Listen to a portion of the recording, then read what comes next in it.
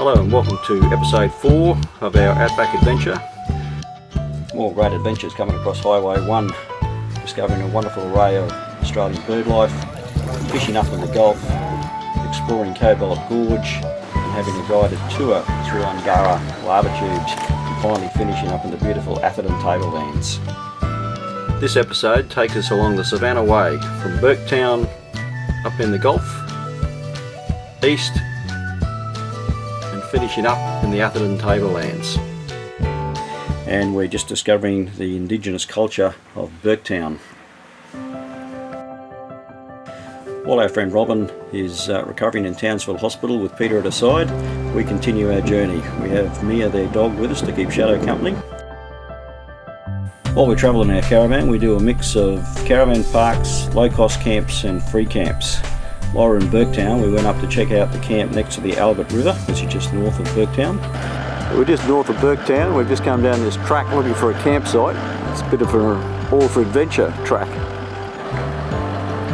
But decided against it. We were told there was a couple of large crocodiles and we didn't think that might have been suitable, seeing as we had 2 small dogs with us. And also the influx of grasshoppers. So we moved on. Some 72 kilometres east of Burketown, we discover Leichhardt River Falls. It's described as a roadside free camp, but actually the #1 highway for Australia goes right through the middle of the camp.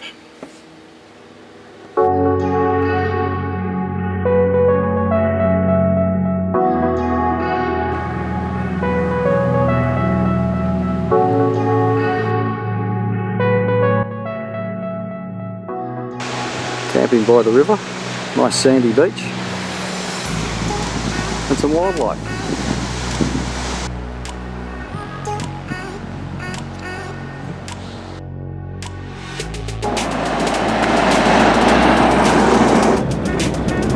We're on the Savannah Way and Anne's at the wheel. Co-pilot's doing a good job and the road's in pretty good condition. And the dogs are resting again. Even though this is the #1 highway, the Savannah Way is mainly unfenced, so you've got to be aware of stock all the time that may wander across the road, and they do. You come across all these termite mounds right next to the Savannah Way. It's worth stopping to have a look.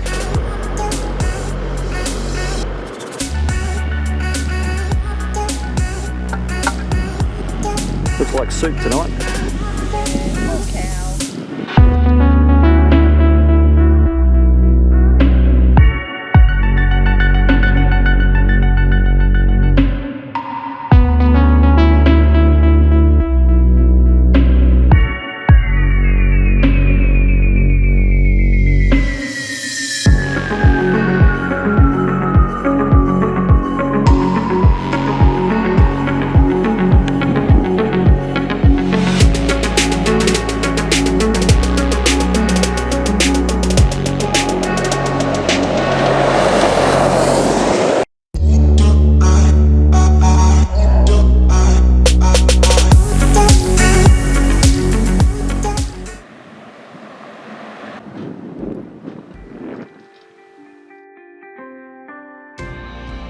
This is the most northern camp of the ill-fated Burke and Wills expedition north.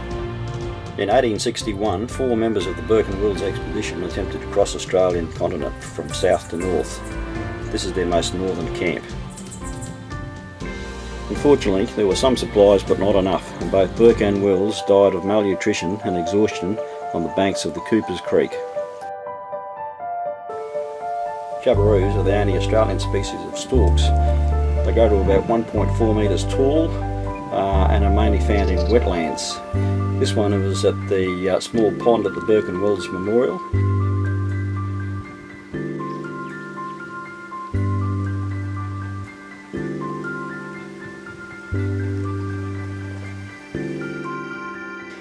He or she came right up to us. It was very friendly, even walked over to the caravan.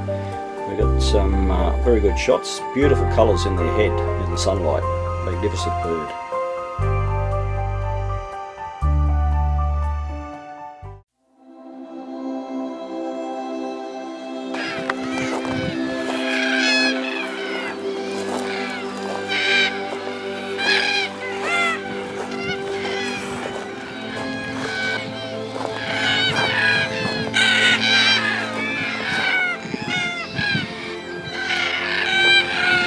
back on the blacktop again. We're at Leichhardt Lagoon. Leichhardt Lagoon was another low-cost camp on the Savannah, right next to a beautiful wetland.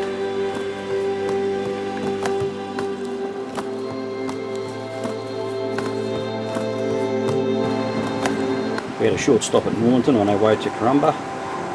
Had a look at prize. This is a replica of an actual crocodile that was caught in 1957. It was the largest ever captured in the world. And then no trip to Normanton's complete without a photo outside the Purple pub. This is the railway station for the Golflander. Croydon is the terminus for the Golflander from Normanton.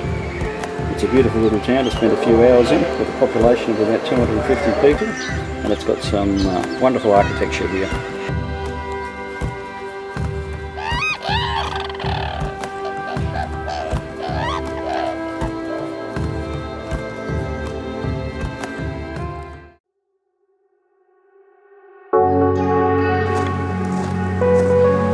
We visited the brand new Barramundi Discovery Centre in Karumba. Did a tour where we learned a lot about the life cycle of Barramundi, and then we got to feed some of the large females that were in captivity.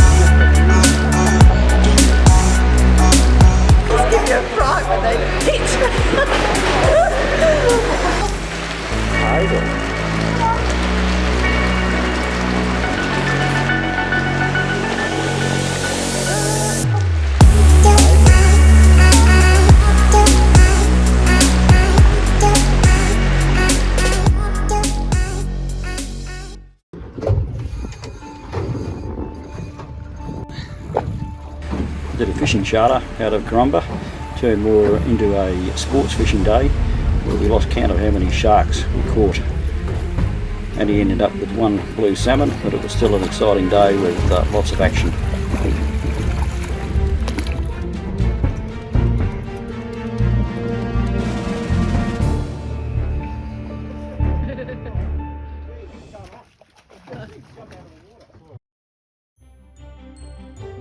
The Sunset Tavern is a popular place to watch the sunset over the water every afternoon. Great place to celebrate your birthday as well.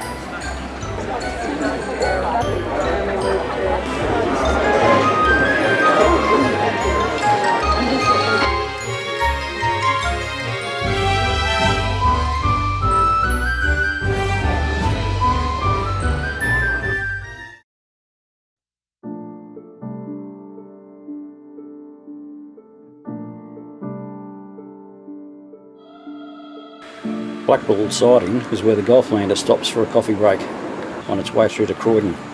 You can take the journey aboard the legendary Golflander. It runs from Normanton to Croydon. It's one of the main streets in Croydon, and it's got some wonderful architecture here.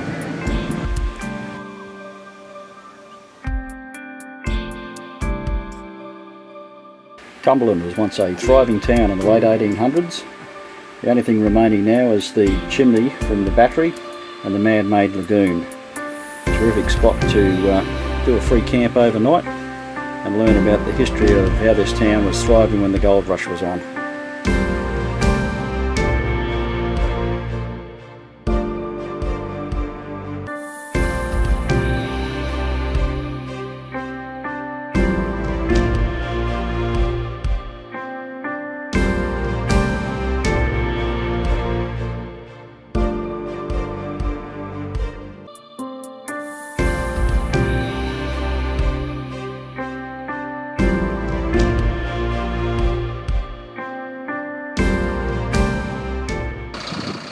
There's Outback Spirit again. The road into Cobbold Gorge had some interesting water crossings.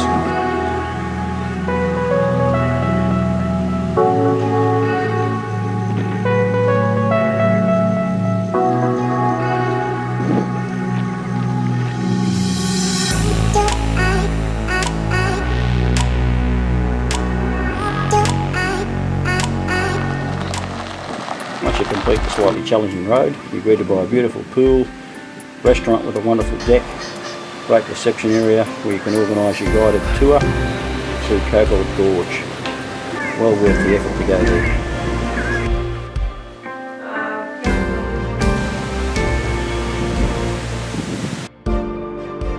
So what we're going to do is group 1 will be with Mr. Chook here, and group 3 which will be with Graham, and we're both going to be on the big bus at the back, okay?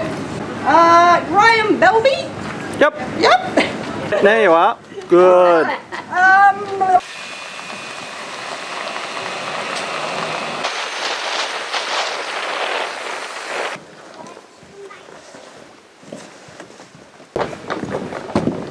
Ah, that's good. A little nudge off the rocks if needed, but I'm a bloody good driver, so we don't hit too many. Mountain ranges and then giant river systems came through over millions of years. Those lines are the different river systems over millions of years depositing different sediment and debris and sand and rock, and then getting layered, of course, and compressed, metamorphosised, and they're all going in different directions, which means it was different flows. The Aboriginal stockmen, though, they'd put them in here, but they wouldn't camp here. They'd camp about 800 metres down the creek because they used to call it Devil country. Now, we don't know for sure, but we could assume that maybe stories had been passed down over the centuries, over the years. You can imagine one season, wet season, the water's going one way, and then it changes and disappears and dries up, and it's going through this way. So that would have been a major event.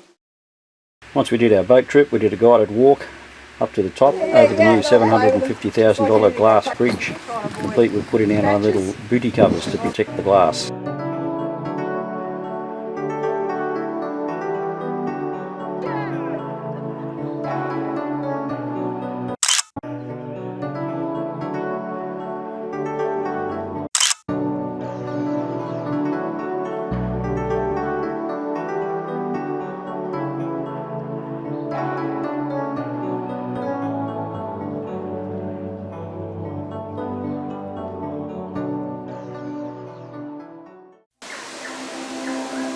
Undara has excellent facilities and a fantastic guided walk through the largest lava tubes in the world.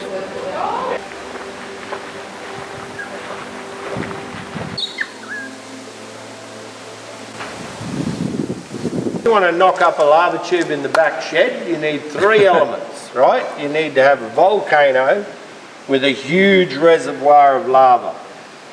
The second thing, which is very handy, is if you have a watercourse or an old riverbed, because it gives you the contour, gives you the shape of the tube. And the third thing, and not so obvious, is you need to have a slope in the land so the water can, the lava can gravity feed away. So 190,000 years ago, we had the 3 elements in perfect proportion.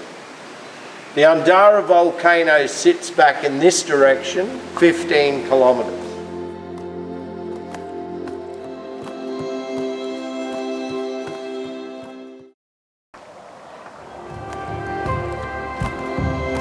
And we're all back together again.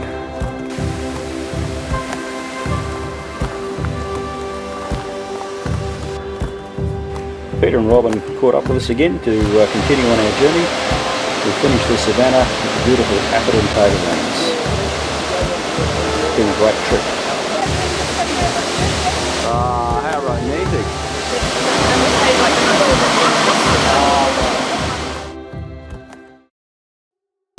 So this is the Crusader Club. 1, 2, 3. 1, 2 and 3. Enjoying the sunset lookout.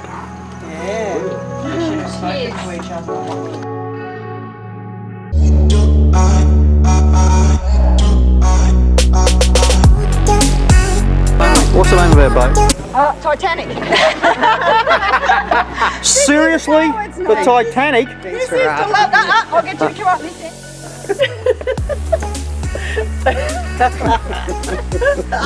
Well done! And now jump over the edge. Action!